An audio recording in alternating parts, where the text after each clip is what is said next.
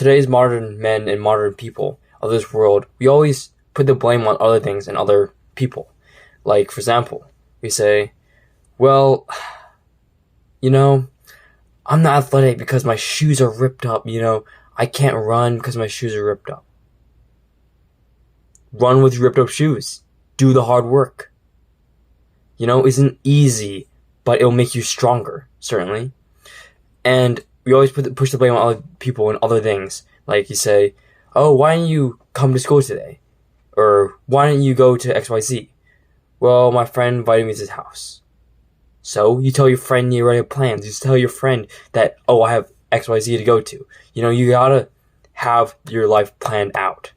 And you gotta take responsibility for actions. You can't just push the blame on other people. You have to take responsibility for the things you do and the things you say. This is one of the biggest problems in our society.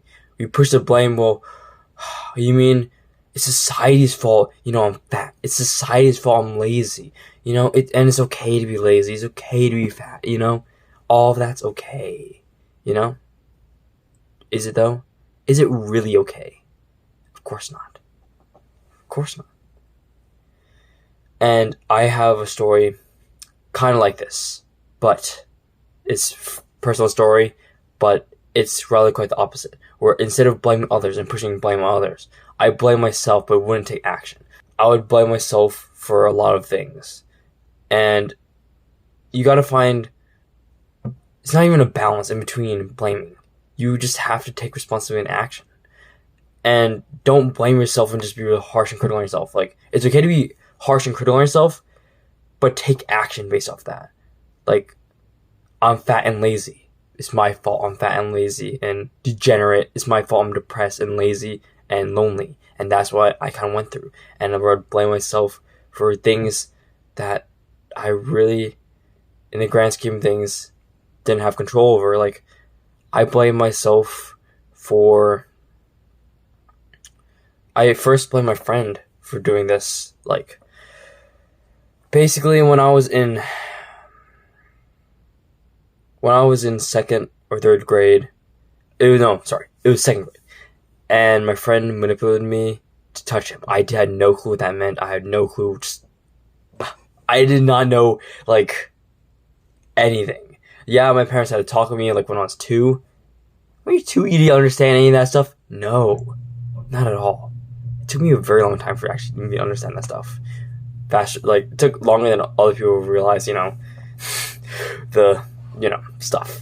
But the problem was, I would blame him, why did you get me in trouble? I said I didn't want to do it. And my friend was manipulating me too, because he was saying, oh, I won't be your friend, if you don't, I won't be your best friend anymore. I'll stop hanging out with you if you don't touch me, you know what I mean? Come on, it's real quick, you know what I mean? He just kept manipulating me like that. And I blamed him for a lot of the stuff, but in reality, it's my fault. It was my choice. And I would be really, either really critical on someone else, it's your fault, why do you do that, blah, blah, blah. Or I would say, it's my fault, I'm such a failure, and then I would go into that negative state of, I'm such a failure, I'm a loser, no one's gonna love me, no one likes me. And that really sucked because, when I was in second grade, it was either second or first grade, and I was struggling with loneliness, really bad. I felt like I didn't really fit in. I wasn't good at sports.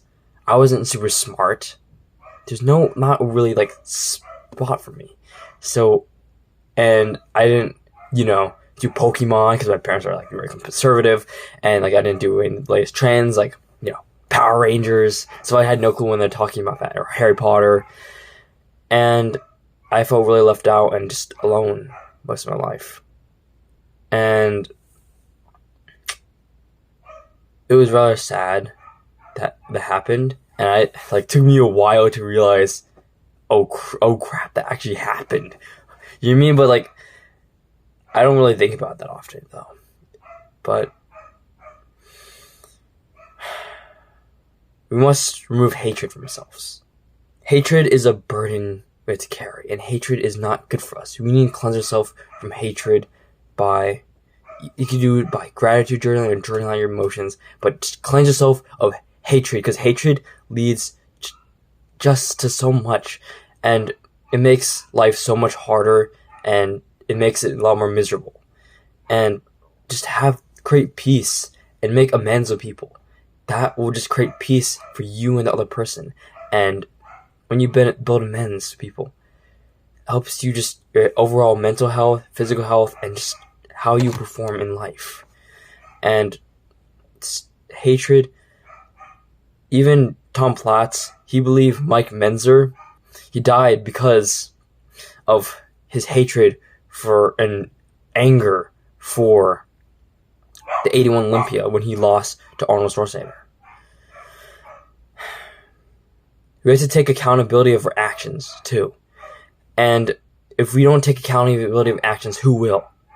It's our duty to do the hard work, especially for you know what I mean? It's not, my responsibility to make you accountable. Even though I'll probably release a program where I'll try to help you keep you accountable, but still, it's up to you to do the hard work, especially for it. It's up to you to meditate. It's up to you to hit the gym workout. It's up to you to do the hard work, especially feel like it, and just grind. It's up to you to check every check mark in your habit tracker. It's up to you to journal. You have to take responsibility and accountability for your actions. It's up to you. It's not up to your mom, your dad, whoever. It's your responsibility. I wasn't like that always. I was actually genuinely fat at a time where I would hold myself accountable. I didn't hold myself responsible. I was fat. I knew it was my fault. I was fat, obviously. But I would blame other factors like I'm sad. I just need to get out my pain. I need to eat out my pain. I am making up excuses. Quit making up excuses for whatever you're doing. Just do the hard work, searching for it, and just grind. That's all it takes. I heard of a story where a man got divorced from his wife, and his wife was like cheating on him, right? She was cheating on him, and he had a different mindset from other people who was divorced. Instead of pointing at her, saying she's the one who cheated, it was all her fault. It was all her fault. Instead, he decided to take a different approach. He decided to really analyze himself. And this is really good, and you can just add this into your journaling, is self-analyzation. He analyzed himself and realized,